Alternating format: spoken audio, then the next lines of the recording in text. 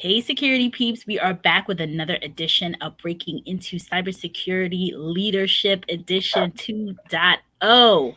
I am Renee Small, excited to be here again with the special guest we had last week. We were able to twist arms to get her back here again this week. So I'm Renee Small, cybersecurity super recruiter, helping awesome people getting cybersecurity talent get into opportunities and helping leaders hire great talent. My co-host, Chris. Say hi to the people. That's Chris, the infamous Chris. He doesn't even need a last name anymore. And we are excited to bring Lydia back, Lydia Payne-Johnson, cybersecurity privacy guru. Say hi to everyone, Lydia. Good morning, everyone. So we are excited to bring Lydia back. Last week we had Lydia on, and I learned a ton about privacy. Chris said he learned a ton too. The comments were pouring in. People had questions, so many questions that they, at the end, they were like, bring her back. So you're here now, ready to answer all the questions that are coming in. Folks, please, please, please ask your questions. Lydia, where do you want to start off today? So we had some questions from last week that didn't get answered. Do you want to start there or? Sure. Now you're gonna make her do homework. I know you're gonna make me do. And I was doing work this morning. I went to last week's questions, and I was doing work. I said, okay, Lydia's gonna come and say, where are the questions from last week? And I had them up somewhere, but let me see if I can find them real quick. I know someone talked about joining. One of the questions that I remember reading was around how, getting a JD, having more JDs in the privacy arena. Mm-hmm. And I don't know if, well, I'll get back to the question, but I think there was something around a question around like career tracks. So when you get the JD or when you go into law programs, is the JD really like, are most privacy leaders attorneys? There are a lot of privacy leaders who are attorneys. Sometimes you find privacy actually sits in the legal division. It sits in compliance. It has been an operational risk and enterprise risk. So it really depends on the organization. Many of the early privacy leaders and privacy officers were also JDs or attorneys. Sometimes the general counsel wears two hats and is also the chief privacy officer. So I know a dilemma or a challenge that current JD students have is let me back up. A lot of the law schools are now starting to add cybersecurity or technology tracks as part of the curriculum. The challenge that some of the JD graduates have is, should they get certified as a Certified Information Privacy Professional, CIPP, before they graduate, or should they wait until after they graduate? And there again, I have to say, it depends on what track you want to take in the privacy field. If you have a strong background in security, for example, a CISSP might be a better certification for you. You also have to look at the job description. The job description will say whether or not they want someone who is privacy certified. And I know the International Association of Privacy Professionals has sliced and diced the different certifications now. So there's a CIPP IT, there's a CIPP EU, there's a CIPP US. So, there's even a CIPP M, which is if you want to go into privacy program management. Wow. So there are different certifications, but again, it really is based on the track you want to take or you think you want to go into, which is why I, as I said last week, helpful to talk to someone in the company who is either the privacy officer, maybe the CISO, but where does privacy sit in your organization? And then go and get 30 minutes on their calendar and have that discussion. And the discussion can really be, is there a path? I mean, they could very easily bring you into the privacy team and you will get inundated with grunt work, okay? If you're looking for a particular track, do you want to become a chief privacy officer? Do you want to become a CISO? Do you want to become, what is it that you want to do? And in some organizations, there really isn't a career track, to be perfectly honest. You know, you're either in privacy or you're not. You know, even with InfoSec, you're either in InfoSec or you're not. So, you know, you need to understand what are the opportunities, but you could also say, if I can get my foot in the door, can I use that as a springboard to go somewhere else at some other point? So, do you think there's a conflict of interest between privacy and, say, data protection or operations? Absolutely not. I think they're all part of the same mix. They all need to work together. Data protection is just a broader set of requirements for privacy. So the US uses the term privacy. Outside the US, the term is data protection. I think we're the only country that uses privacy. So Canada might have it, but I think it's around personal protection of data. So no, it's a heavier lift when you add in the data protection piece of it. So again, if you're working for a US company, that the US company does a lot of, and it has a global footprint, it is not unusual to have a privacy officer here in the US, and you have data protection officers in the, you know, the respective countries where the organization has offices. Sorry.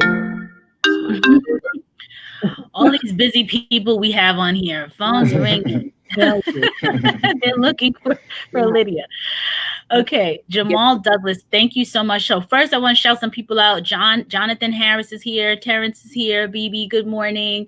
So everyone, people, they come back over and over again, and we so appreciate you coming. And we shout out folks because everyone's not always watching. A lot of times they're listening. So Jamal Douglas says, good morning all. What has been your experience with independent consulting in the cybersecurity field? Is there more desire for external or in-house expertise? And I'll add privacy into that. So cyber and privacy. So Lydia, is it more external? You see more people doing consulting in this space, or is it more of an in-house expertise in privacy? What you find with consulting is that companies tend to lean on the KPMGs, the E&Ys of the world. It's very unusual for them to bring in an independent consultant in that space. And probably because there's so many moving pieces.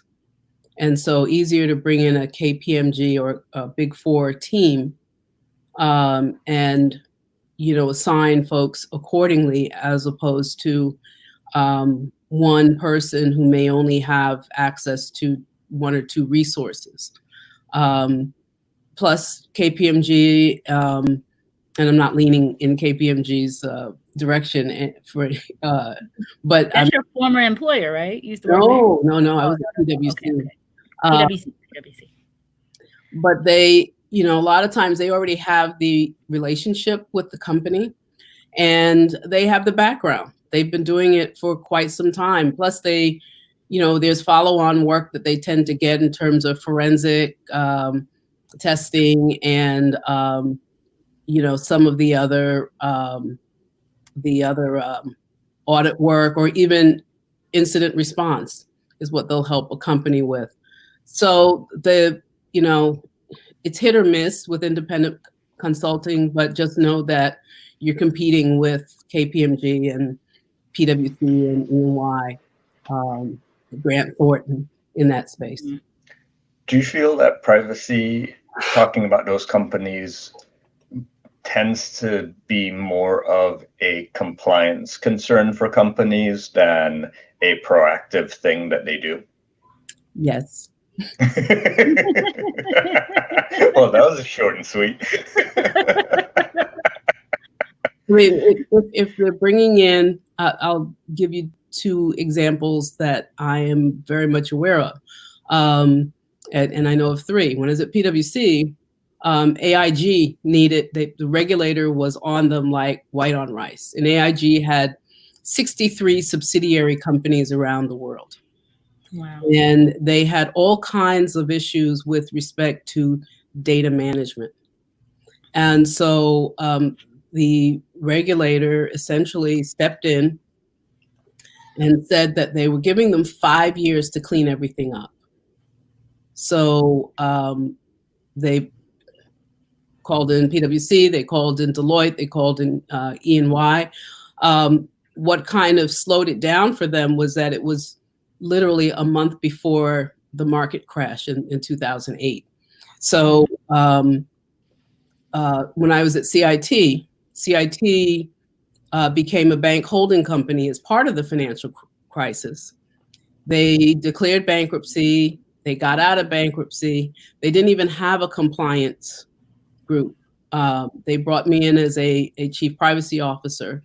But the Federal Reserve, when they became a bank holding company, they were under the Federal Reserve, and the Federal Reserve was way, way, way up their butts in terms of cleaning everything up. Put a lot of pressure on them. And then, Freddie Mac, they didn't have a program. And then again, their regulator had stepped in and had issued some major findings, and that had to be remediated. So, and then there were a bunch of audit findings. I think there were 32 major audit findings when I yeah. And they kept piling on. So kept going and going. They kept going. And that's just on the privacy side. I can't even begin to tell you what was happening for information security. But my point you being, talk about that. Yeah, that's the type of thing that gets to the board and has visibility. And so there's the pressure on the CEO, there's the pressure on the CIO, there's the pressure on the compliance officer to, what are you doing to fix this problem? Or there's a data breach.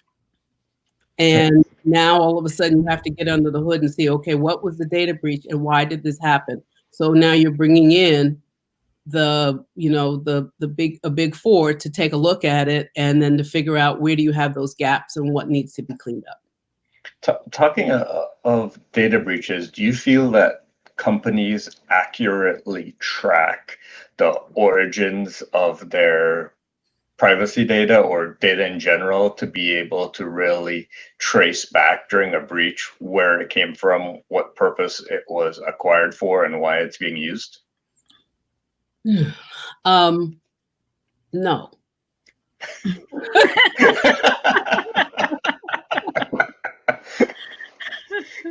I think that they don't get that deep.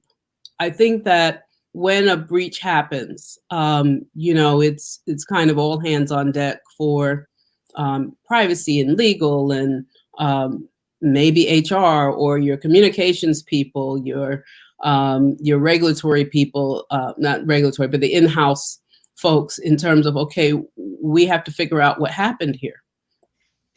And you may have a timeline. The timeline may be set by a state. It may be set by the regulation itself, that you need to try to figure this out. Do you have to notify the individuals? That takes a minute to pull all of that together, but you also have to make sure you've declared a breach. Mm-hmm. Okay. And so the handling of a breach or an incident such as that is more forward-looking, less backward-looking as far as, well, why did we collect the data and for what purpose? It's always, okay, this happened. What are the things that we have to do to comply with whatever the regulations are? Do we have to notify? Do we have to continue to do some investigation? What do we have to fix, if anything? And then how do we prevent this from happening again? But there's generally not this ongoing, once it's fixed, there isn't, that I am aware of, an ongoing, well, let's figure out why did we have this data in the first place? Terrence says, how about the EU? But I don't know what this is in reference to, Terrence. So I don't know if it had to do with the consulting question, because it came in right after the consulting question. So let us know, and then we'll get right back to you on that. Jermond is back. Hey, Jermond. He said, last session, you touched a bit on the regulation of social media. Should there be marketing requirements similar to financial services? I think for social media, Jermond, there should be marketing requirements. But for financial services, the marketing requirements comes out of the Securities Act. The marketing requirements come out of, laws that have been on the books now almost 80 years, 90 years really. So with social media, we have really no regulations on the books. And so to try to get those horses back in the barn and corralled in a way that they will, adhere to something, I think the damage has already been done. I don't know that it would help to, I think you can put some guardrails up for them around marketing, but I don't think you can put anything up as prescriptive and stringent as for financial services. Teresa Ramirez wants to know, what is your take on the TikTok privacy risk? Do you think it should be banned from the US? I think we have to take a reality pill on whether it's TikTok or Facebook or they're here, they've been here, they've been so integrated into so many things and so many devices and so many channels that and there haven't been any real privacy guidelines. So the privacy risk is real. The privacy risk is real. I don't care what it is. And I think that the privacy risk accountability needs to be shared by the users of the platforms. Yeah.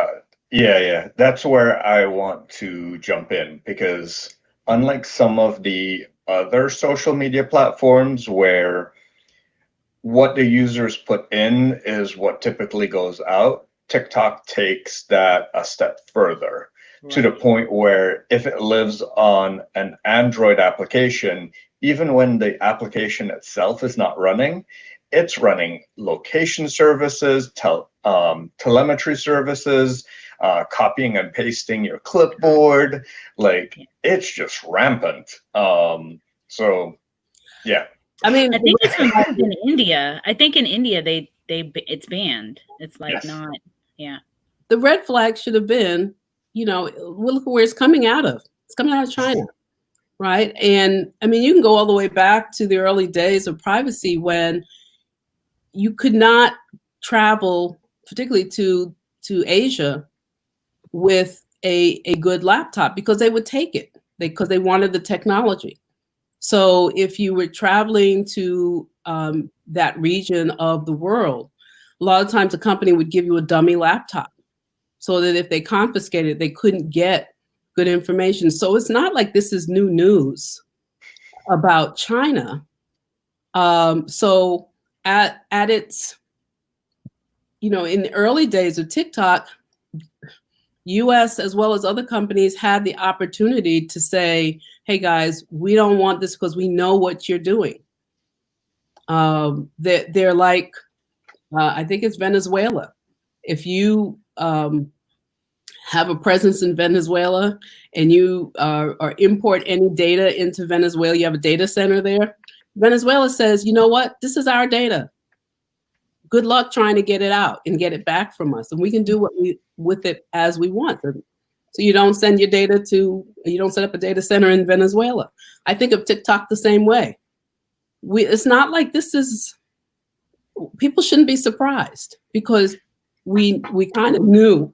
and I'm not saying it was clear to the users what they were doing, but most certainly people at a higher pay grade than us in the government, in our government, most certainly knew and could have put the brakes on it much sooner.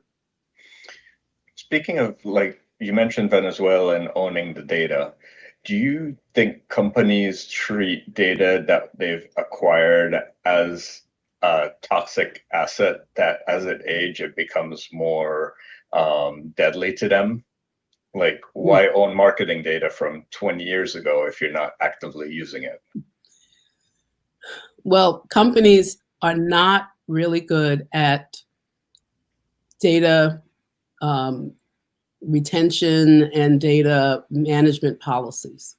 Companies are holding on to a lot of data, and it's a laziness factor, I think, and I think it's not really a priority. Has there been a data breach that's made, the front page of the Wall Street Journal and the New York Times that's based on, this is data from like 1930. What are they still doing with this? So until there's something that spurs companies to take a harder and look and be more proactive around data management. So that is having a data retention schedule, you have a data destruction schedule, and you adhere to it. The problem is going to continue to exist. It's toxic from the standpoint as if you have some litigation and you think that you destroyed it and it still exists. A good example is the Sunbeam case with Morgan Stanley, where Morgan Stanley was the lead manager on this deal with Sunbeam. Mm-hmm. And Sunbeam, for the benefit of the everyone watching, Sunbeam made these grills, the outdoor grills. And the company was owned by Ron Perlman, who was the CEO of Revlon. And so the deal didn't go well. And Ron Perlman sued Morgan Stanley. So a lot of it had to do with the records and some tapes that had some of the background of correspondence on the transaction. Morgan Stanley said the tapes have been destroyed. And so they presented what evidence they had to the court. And the judge said, you have to have more than this. And even the plaintiff said, you have to have more than this. So Morgan Stanley kind of said, no, we don't. According to our schedule, this stuff was destroyed. To make a long story short, well, maybe about 12 months in, they found some tapes that had the data on it. And good old backups. Morgan Stanley was in New York at the time. And so the deal was handled by a group in the Midtown office. Well, they found some tapes down in the Lower Manhattan office, which had nothing to do with Midtown at that point. So then 15 months in to the case, they found some more tapes. Wow. And they were in Brooklyn. Okay. And the judge by now is so pissed off. I think Morgan Stanley got hit with a $6 billion fine with a B. Okay. Wow. But that's the risk of holding on to data for so long, and for too long, and too many copies of it. So the data management aspect of risk management is very weak in a lot of companies. What do you think would force companies to change that? I think that there has, you know, again, if somebody, if there was a real incident that pointed to the problem, you know. So clearly, fines, a $6 billion fine isn't isn't it? No, life goes on, you know. So, and that case was very public. It was in the papers, and it was very public. But that was just one case. You know, we haven't heard about other cases. Chris, I can't tell you. I think in the EU they're a little stricter about it, but most certainly a lot of the U.S. companies are not. It's not a priority for them. Yeah, when I was helping advise an agency on their data protection policy and using technologies to better control who has access and what access they had to data, just the control matrix around that ogled people's minds and set them like they wanted to push that off, like they don't want to deal with that. No. And where should it live? Who owns that? Is it in compliance? Is it in legal? You know, it shouldn't be in you know, IT. No. Because it also involves paper records. It's not just, you know, electronic records. Yep. Right. So Ratish says, I'm helping a friend get into the privacy field in LA. She is pursuing her CIPP US. What is a good entry-level position to obtain? What would be your advice on an effective job search and convincing an employer to hire them? Okay. Well, Latrice, it would be helpful to know what your friend's background is to be able to maybe recommend an entry point into the privacy field. Because you can find roles that, you know, I'll go down that list again in compliance. You can find roles in the healthcare industry. You can find roles in the retail. You can find the roles at the social media companies. You can find roles in the government, like the FTC. You can be, do you want to go into policy making? So what are the, you know, what is your friend bringing to the table that combined with the CIPP US, that when they sit in an interview, that they say that here's what I'm bringing to the table, here's how I can be of value because of this skill, that skill, the other skill, and with the CIPP US, I mean, does your friend, I'm not gonna say she or he, do they have any experience or exposure to privacy, security, compliance, you know, that, because you have to be able to, your 30-second elevator speech needs to be able to explain that package that you're bringing to the table and why you should hire me over the rest of the field. So, go ahead, Renee. I wanted to just add some of the things that you talked about last week, that it's not really entry level, that people tend to come in having different backgrounds. You know, a lot of folks, as we talked about earlier, have a JD, have been in an organization or different organizations. So, and Lydia talked, I don't know if you were here last week, Ratish, but Lydia talked about how a lot of these organizations are small. So your privacy department Lydia was at Freddie Mac, for example, you had a team of, and she's the chief privacy officer, and you had a team of like 5 or 6, right? It's a small team. So, and think about Freddie Mac being a Fortune, I think it's like 10 company, like it's all the way at the top. So trying to be in these little smaller groups, it might be worth more to get a foot in the door somewhere else. That's what you were talking about last week, right, Lydia? Yes. And as we So he adds that. Okay, he adds that she was doing office admin work and customer service at Morgan Stanley, so it's a big change for her. She helped manage her customer data at a high level. So sounds really entry.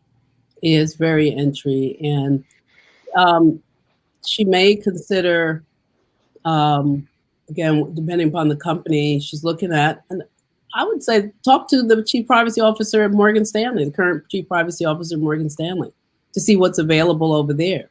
But she may also want to see if they have a data governance group. If she was a data manager, she might be able to get her foot in the door there. These are data governance areas are newer. They're more tied to the business. So she's at least bringing in some of that knowledge and that exposure. And, start to work her way up from there. But if she's still at Morgan Stanley, I would recommend that she research who the current chief privacy officer is and see if she can get a 30-minute slot on that person's calendar and talk to them about what she's looking to do.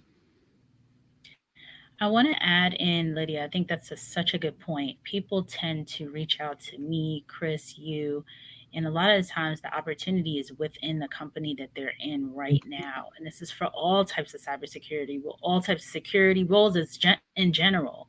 Right. It's so much easier a lot of the times to move around within your current company than to, look for something outside. Because inside, people, they know of you, they can look at your performance evaluations, you have more of a shot. They know that you understand the culture of the organization, that you're already successful in another role.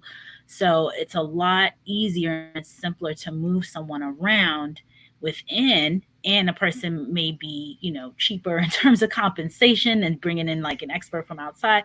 So it's a lot of times, especially in these entry spots, it's very, very, Lydia talked about getting a foot in the door anyway, and then moving around. So if you're already inside, think about what the strategy is to move around within. And that could be taking on side volunteer projects while you're in your current role. You could go over to another organization. I know Lydia would be like, if I say, hey, Lydia, I'm over here, but I have some extra time. Can you give me a project to do? She'd probably happily hand over a project so that I could start to get a little bit of experience in the space, So I just want to kind of reiterate that little piece, because I think people tend to always look outside, and inside is a lot of the times very, very fertile ground for you to be able to move within the company. Yeah, and it's a great point. And I think, unfortunately, while we're still in lockdown mode, you also wouldn't get the opportunity to shadow somebody, that, and by that I mean is that, let's say that you talk to the chief privacy officer at your company, and just say, I'd like to see what a typical day is like, either for you or for somebody on your team, and they would allow you to shadow that person so that you would be able to get some sense of what some of the moving pieces are that are associated with the roles.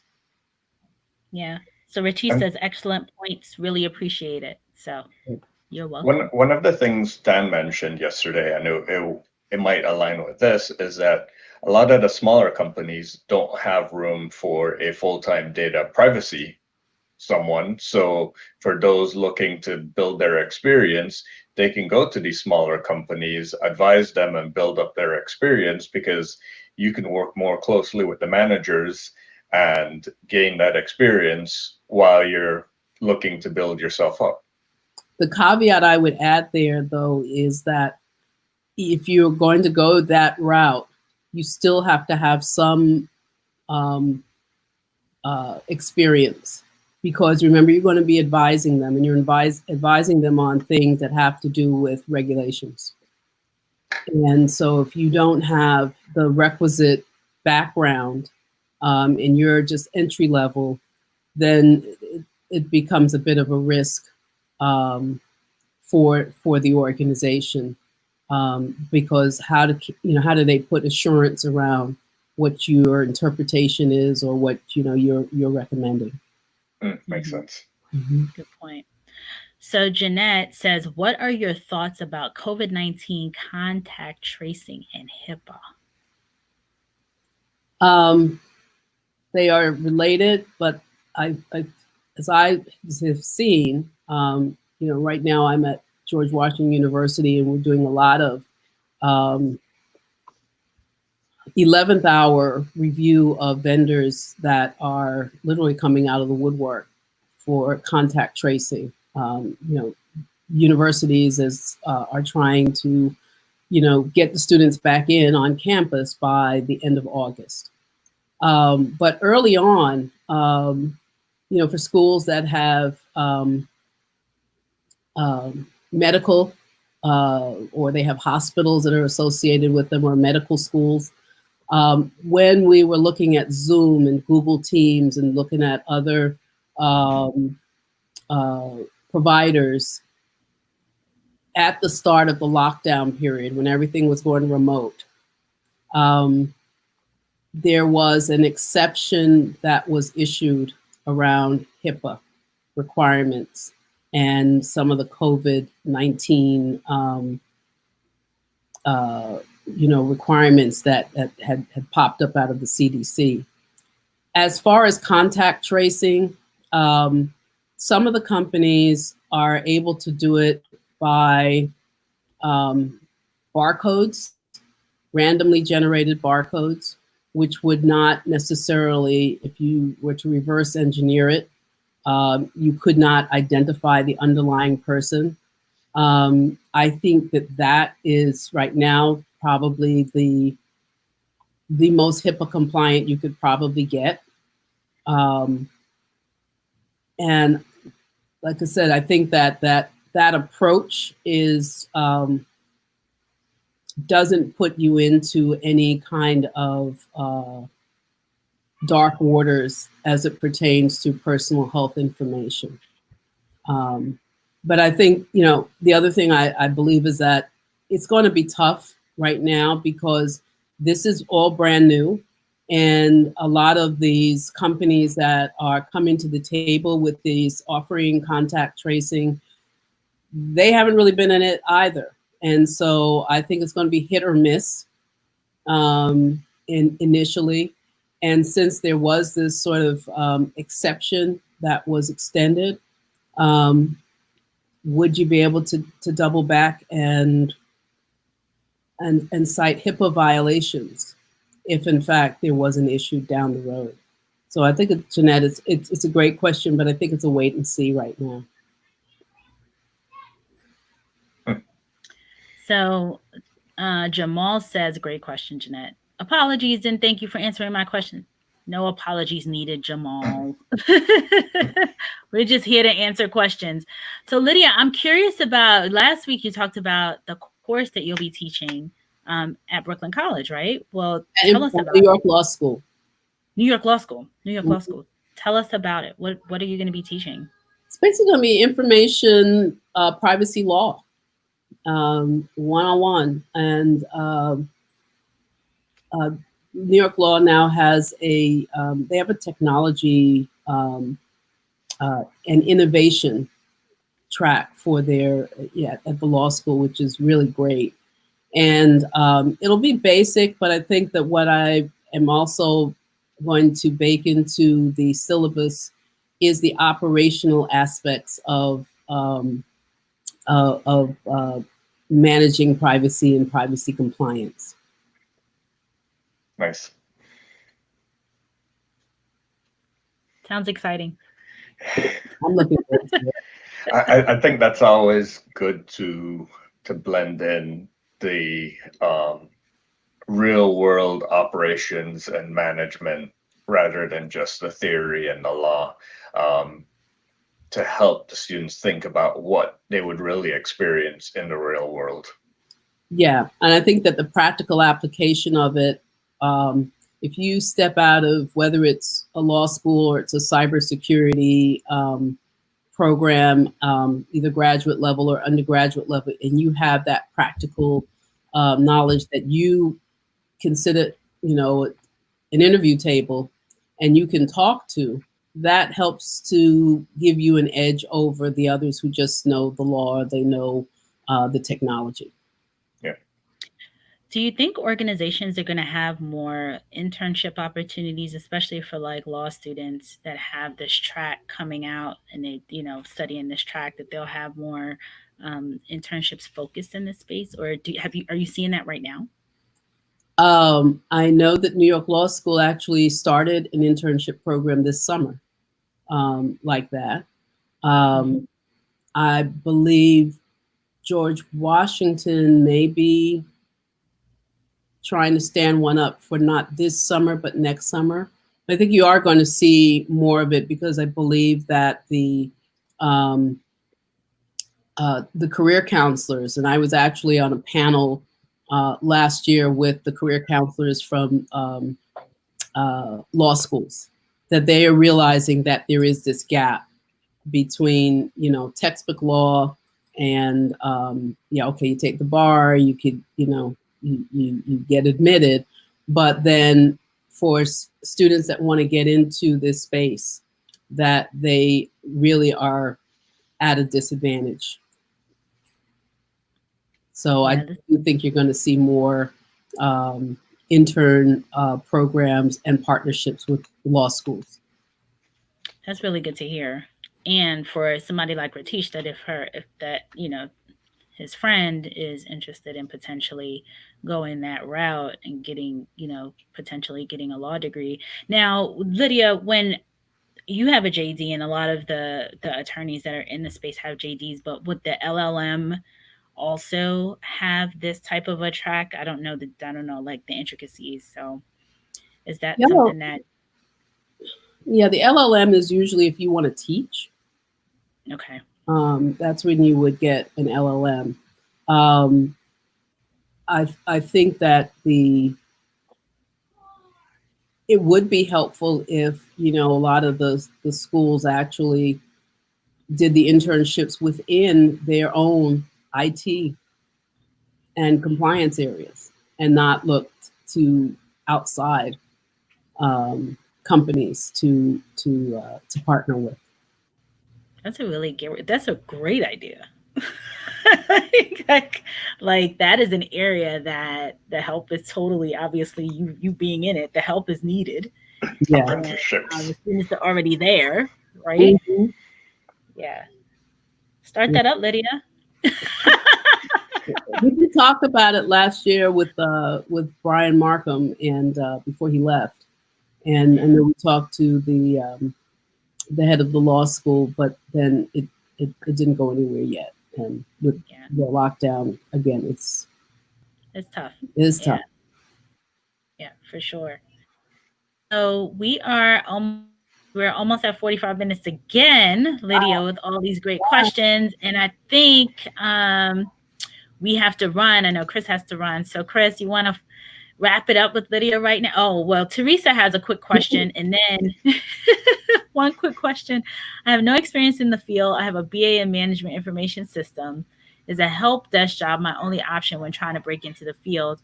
Or what could be another entry level job? Teresa. Well, Teresa, we can dial back to a single entry level job, okay? I a lot of organizations are standing up these data governance and business information areas. I would explore that because they're new and they're looking for newer people to help them as they are pulling that all together. It's or data governance. It might be called data governance in the organization. Take a look at KPMG. They just started a whole data governance. It's not so much a practice area, but it is a standalone group within the firm. And the woman that heads it up, her name is Jody Morton. Jody used to be at Freddie Mac. Morton's over there? Yeah, Jody Morton is the head of the data management. She's the data governance officer or something for KPMG. But I would explore that where you might see data governance or business information governance systems. Not systems, but area departments. Another good area would be becoming a business analyst, because if you're a business analyst, you can look at the systems, work with the users, see how the users require the systems to work and how the systems work, and then you can have a better understanding as to how to protect the data while still allowing the users to use it how they want to.